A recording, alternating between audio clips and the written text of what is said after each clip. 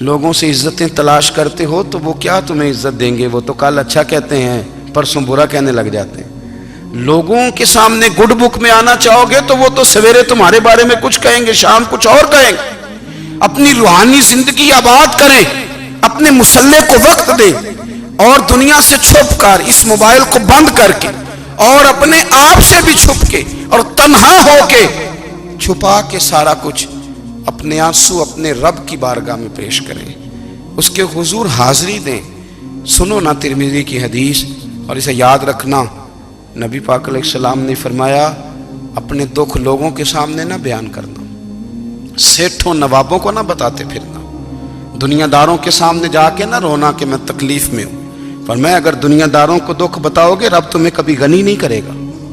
اور لوگ ہیں کہ الٹا مذاق اڑائیں گے آپ کی، جس سے بڑی پکی یاری ہے نا، پکی، وہ تب تک پکی ہے جب تک آپ نے 50,000 مانگا نہیں، اور جس وقت آپ نے کہہ دیا کہ میں مجبور ہوں میری مدد کر، تو پھر ختم ہو گئی دوستی۔ لوگوں کے تعلقات آپ کے ساتھ تب تک ہیں جب تک آپ ان سے کوئی ضرورت وابستہ نہیں کرتے۔ کریم محبوب فرمانے لگے بندوں کے سامنے دکھ نہ بیان کرنا، اللہ تجھے کبھی غنی نہیں کرے گا۔ تو اپنے دکھ اپنے رب کو بتا، تو دعائیں مانگ، تو اس کی بارگاہ میں حاضر ہو، تو اس کے حضور عرض کر۔ فرمایا اپنے دکھ اپنے رب کو بتا، وہ جلدی کرے یا دیر سے کرے تجھے ساری دنیا سے بے نیاز کر دے گا، تجھے کسی کا محتاج نہیں رہنے دے گا۔ اپنے مسلح کو، اپنی دعاؤں، ایک بزرگ فرماتے ہیں میں نے دعا مانگنے کا طریقہ اپنی بیوی سے سیکھا، دعا مانگنے کا طریقہ اپنی، سیکھنے والے تو اپنے بچوں سے بھی سیکھ لیتے ہیں، سیکھنے والے تو ہر ایک سے سیکھتے ہیں۔ وہ کہتے ہیں میں نے دعا مانگنے کا سلیقہ اپنی بیوی سے سیکھا ہے۔ حضرت وہ کس طرح؟ فرمانے لگے میری بیوی نے نا مجھے کوئی کام بتایا، کچھ پیسوں کی ضرورت کے لیے کہا، تو میں نے اسے کہا کہ بھئی ابھی میرے پاس نہیں ہے، کچھ دنوں میں آتے ہیں تو میں دے دوں گا۔ عورتوں کی عادت ہوتی ہے وہ بار بار یاد کراتی ہیں، 2-4 دنوں کے بعد پھر اس نے کہا حضرت وہ میں نے کہا تھا کچھ پیسے، میں نے اسے کہا کہ ابھی میرے پاس نہیں ہے، کچھ دنوں میں ملتے ہیں تو میں تمہیں دے دوں گا۔ اس نے کچھ دنوں کے بعد پھر کہا حضور وہ میں نے کچھ پیسے کہے تھے۔ فرماتے میں نے ڈانٹ دیا، میں نے کہا کہ کیا تو روز مجھے شرمندہ کرتی ہے، کہا نا میرے پاس نہیں ہے، ہوں گے تو دے دوں گا، تو روز یاد کراتی ہے۔ فرماتے ہیں اس نے پہلے تو میری ڈانٹ کو سہا، پھر میرے سخت جملوں نے اس کی آنکھوں میں آنسو پیدا کر دیے، پھر اس نے اپنے آنچل میں اپنے اس دکھ کو سمیٹا، اور پھر اس نے ایک جملہ کہا تو میں رو پڑا، اور مجھے اپنے رب سے مانگنے کا طریقہ آ گیا۔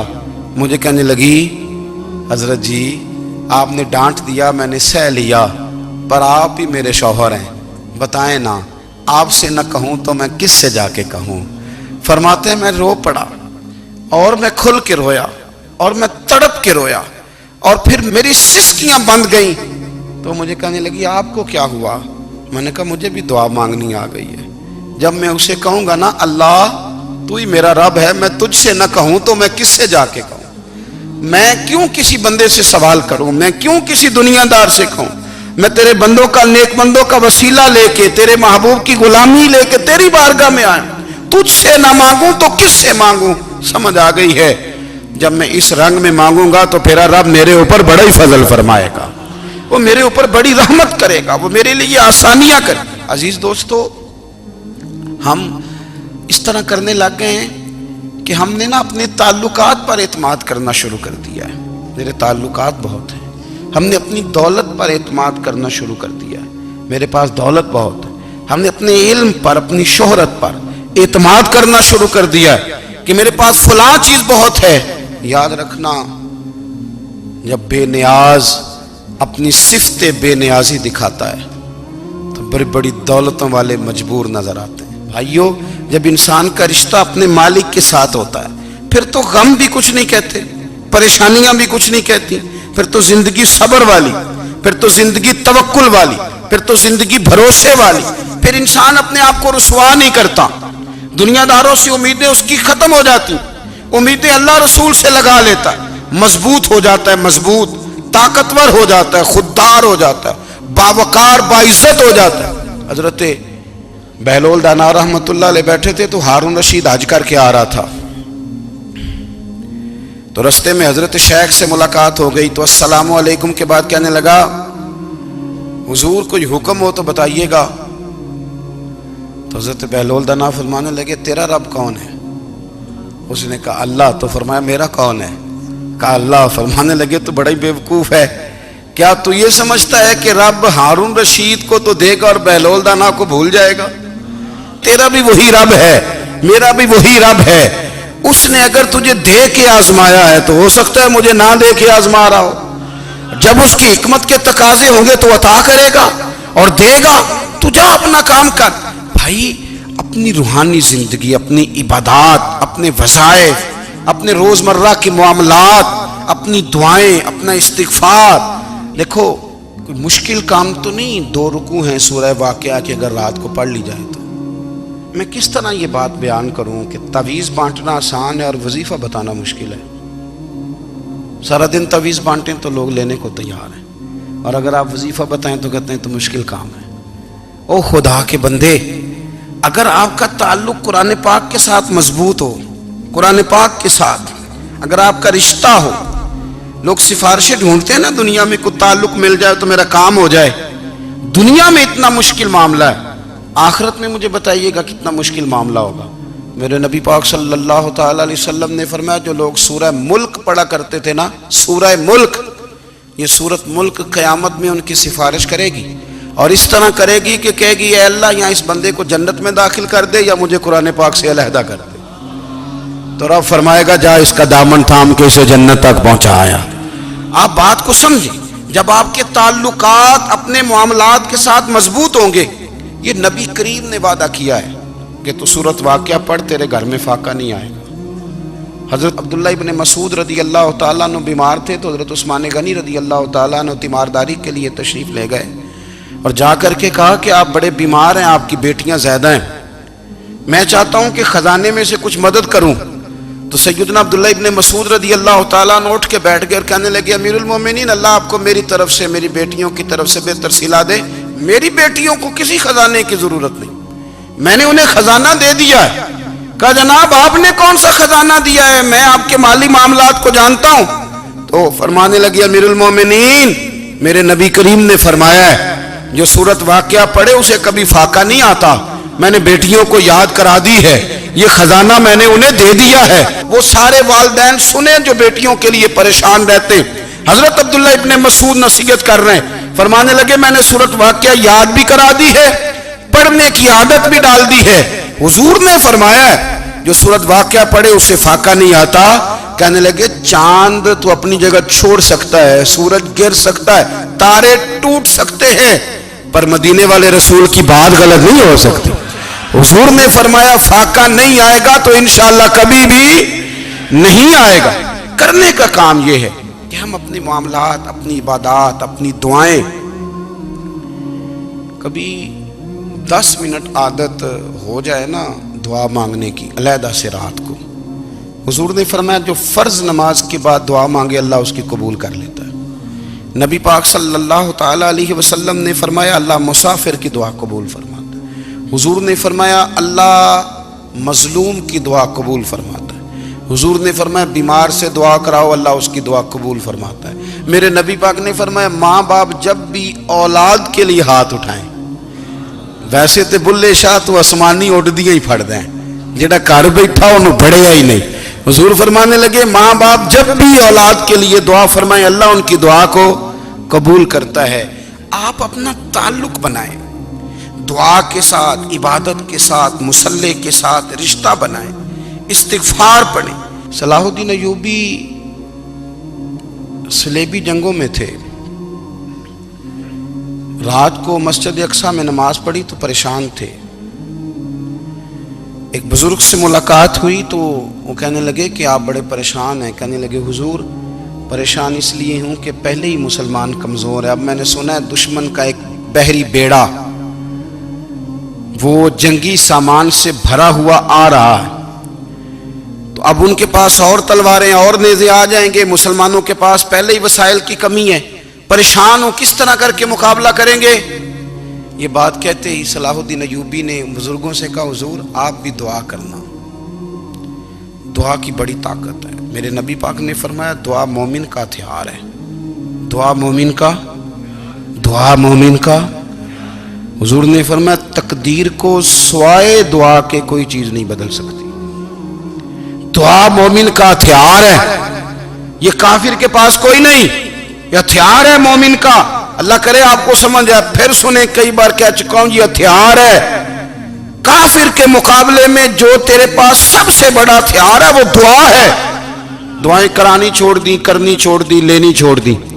حضرت سیدنا انس بن مالک رضی اللہ تعالیٰ عنہ فرمایا کرتے تھے، میں نے وہ رنگ دیکھا ہے جب حضور دعا مانگتے تھے اور حضور کی مقدس آنکھوں میں آنسو بھی ساتھ ہی بہا کرتے تھے، میں نے وہ انداز دیکھا ہے۔ تو صلاح الدین ایوبی بزرگ سے کہنے لگے آپ بھی دعا کیجیے، اور خود رونے لگے اور سر سجدے میں رکھ کے رونے لگے، اور عشاء سے لے کر فجر تک روئے، خوب روئے۔ صبح وہ بزرگ آئے تو صلاح الدین ایوبی کا خوبصورت اور ہنستا ہوا چہرہ دیکھا، کہنے لگے آپ بڑے خوش ہیں، رات تو میں نے بڑے روتے ہوئے دیکھا تھا۔ تو کہنے لگے حضور وہ جو بحری بیڑا آ رہا تھا نا وہ پانی میں ڈوب گیا ہے، اب وہ نہیں آ رہا، ابھی خبر آئی ہے تو میں بڑا خوش ہوں۔ بزرگ کہنے لگے اٹھ سینے سے لگ اور سن ایک بات، وہ بحری بیڑا پانی میں نہیں ڈوبا، وہ تیرے آنسوؤں میں ڈوب گیا ہے۔ وہ جو تو رات رویا ہے نا رب کریم کی بارگاہ میں تو وہ ڈوب گیا ہے۔ حضرت عائشہ صدیقہ رضی اللہ تعالیٰ عنہ فرماتی ہیں ایک عورت تھی اور اسے نبی پاک صلی اللہ تعالیٰ علیہ وسلم نے نا وہ کلمہ پڑھ کے مسلمان ہوئی، مدینہ طیبہ آ گئی تو حضور نے مسجد نبوی شریف میں اس کے لیے مکان، ایک سادہ سا کمرہ ساتھ مسجد کے بنوا دیا، وہیں رہنے لگی۔ اکثر وہ سیدہ طیبہ کے پاس آتی تو حضرت عائشہ صدیقہ رضی اللہ تعالیٰ عنہ فرماتی ہیں وہ بڑی باتیں سناتی اور آخر میں کہتی وہ ہار والا دن بھی بڑا عجیب دن تھا اور میرے رب کی قدرتوں کا دن تھا، وہ بھی بڑا عجیب دن تھا۔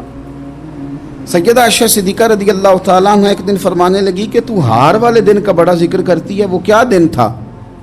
تو خاتون کہنے لگی اماں جی وہ دن تھا جب میرے رب پر بھروسہ اور مضبوط ہو گیا، جس دن میرا اپنے رب پر توکل اور بڑھا، میرے ایمان میں یقین میں اور پختگی آئی۔ کہنے لگی میں ایک گھر کی کنیز تھی، نوکرانی تھی، اس گھر میں ایک بچی تھی جس کے پاس سونے چاندی ہیرے جواہرات کا ہار تھا۔ اس زمانے میں نا چمڑے کے اوپر لوگ ہیرے جواہرات لگاتے تھے، کئی دفعہ سرخ رنگ کے چمڑے پہ لگائے جاتے تھے، وہ بچی پہنتی تھی۔ تو کہتی ہیں وہ بچی کے اس نے اتار کے رکھا یا اس سے گرا وہ ہار تو چیل اسے اٹھا کے لے گئی گوشت سمجھ کے اور میرے سامنے اٹھا کے لے گئی۔ گھر والوں نے مجھ سے پوچھا، یہ بخاری میں موجود ہے، گھر والوں نے پوچھا مجھ سے کہ وہ ہار کہاں ہے تو میں نے کہا چیل اٹھا کے لے گئی۔ گھر میں کچھ چوری ہو جائے تو سب سے پہلا الزام کس پہ لگتا ہے؟ ملازمین پہ۔ کہتے انہوں نے مجھے بڑا مارا، بڑی تکلیف تھی، حتیٰ کہ میری شرمگاہ تک کی تلاشی، میری عزت اتنی خراب کی میں بتا نہیں سکتی۔ میں نے اپنی زندگی میں ایک واقعہ دیکھا، ایک امیر گھر میں چوری ہو گئی، ملازم کو اتنا مارا کہ وہ چارپائی پہ پڑ گیا، پولیس والوں سے اتنی مار پڑوائی گئی کہ وہ بیچارہ چارپائی پہ پڑ گیا، اور پھر وہ اتنا بیمار ہوا اور کچھ دنوں کے بعد پتہ چل گیا کہ چور تو اپنا بیٹا ہے ان کا، پھر اس کا انتقال ہو گیا۔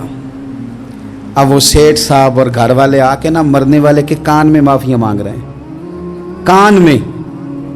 تو میں نے ان سے پھر کہا تھا کہ یہ تو اب چلا گیا ہے، تمہارا زور چلتا تھا نا تو تم نے قانون خریدا اور تم نے اسے جتنا ہو سکا تم نے اسے مار پڑوائی، تمہارے پاس جو عدالتیں تھیں تم نے وہاں کارروائی کی، اب ایک عدالت قیامت کے دن لگے گی۔ یہ کمزور تھا نا، کچھ کر نہیں سکا۔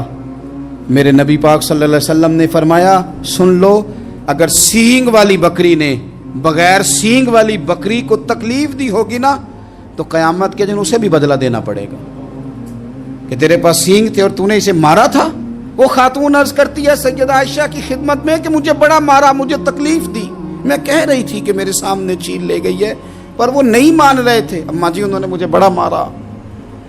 حضرت عائشہ صدیقہ کہتی ہیں پھر کیا ہوا؟ کہنے لگی اماں جی جب کوئی میرا مددگار نہ رہا، مجھے تکلیف دے رہے تھے، رسوا کر رہے تھے، تو میں نے اپنے رب سے مدد چاہی، میرے رب کی طرف میں نے توجہ کی، میں نے کہا مالک اب تو ہی میرا مددگار ہے، कहती है वो मुझे मार रहे थे तो वो चील जो हार ले गई थी वही लेके वापस आ गई, और हमारे सरों के करीब ला के उसने जब उस हार को फेंका, वो मुझे छोड़ के साइड पे हुए, वो मेरी बेगुनाही जान गए।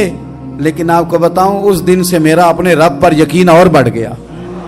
मुझे समझ आ गई कि जब इंसान पूरा टूट जाता है और जब कोई चारों जानिब उसका मददगार नहीं होता, तो रब तो होता है ना, अल्लाह तो उसका मददगार होता है ना, वो तो फिर अपने उस बंदे की मदद करता है ना, फिर वो तो तवानाई देता है ना, वो तन्हा नहीं छोड़ता, वो तो आंसुओं वालों के आंसुओं पे बड़ा करम फरमाता है, वो तो कसम पुरसी में आ जाता है, उसकी रहमत बढ़ के इस्तकबाल कर लेती।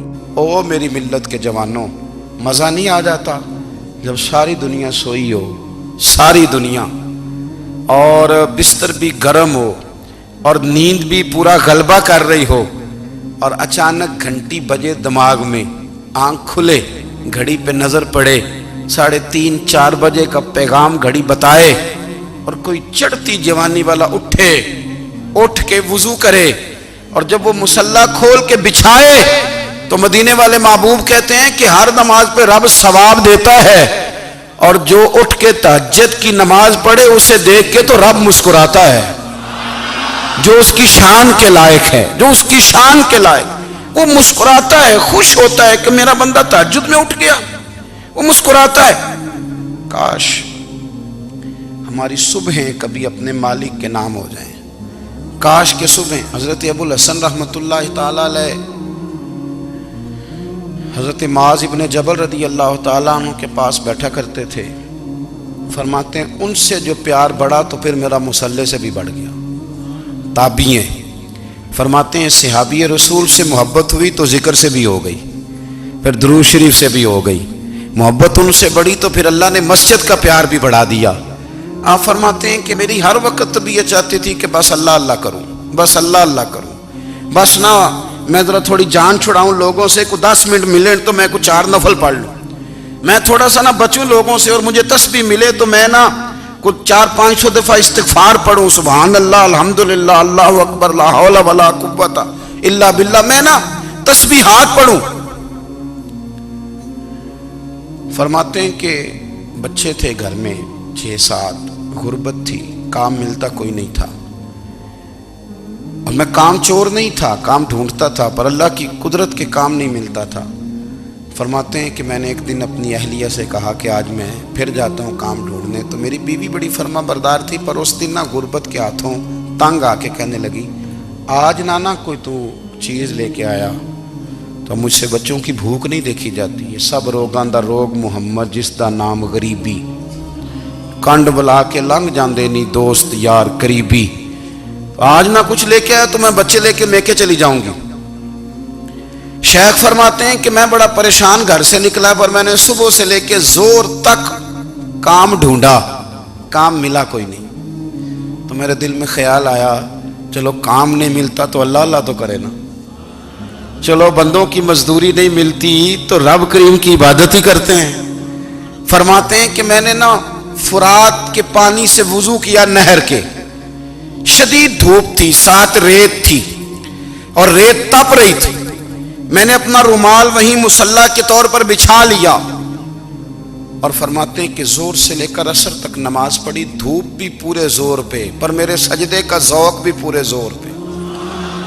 फरमाते हैं सूरज भी चमक रहा है और रब की इबादत का ज़ौक़ भी पूरे जोर पे, मैं सजदा करूं तो फिर मेरा उठाने को जी ना चाहे। मेरे उस्ताद लिखा करते थे, ये उनका शेर है, वो कहा करते थे मुझे सोज दे, मुझे साज दे, और मुझे नीम शब का न्याज दे, दमे सजदा खुद को मैं तोड़ दूं, मुझे ऐसा ज़ौक़ नमाज दे। और मैं तेरी बहार का फूल हूं, मैं खिला भी हूं तो तेरे लिए, मुझे मेरी शाख से तोड़ ले, मुझे अपनी जुल्फ का नाज दे। भाई फरमाते हैं कि असर तक मैंने नफल पढ़े, दिल ढलने लगा, असर की नमाज पढ़ी और मैं वहां से चला।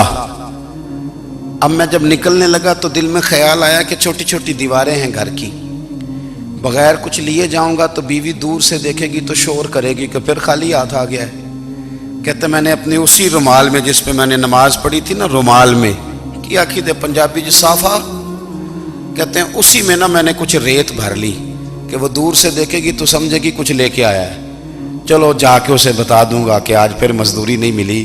कहते हैं वो रेत लेकर जब मैं घर में गया तो पहले बीवी दरवाजे पे खड़ी होती थी, पूछती थी खाली हाथ आ गए हो? आज मैंने देखा तो है ही कोई नहीं।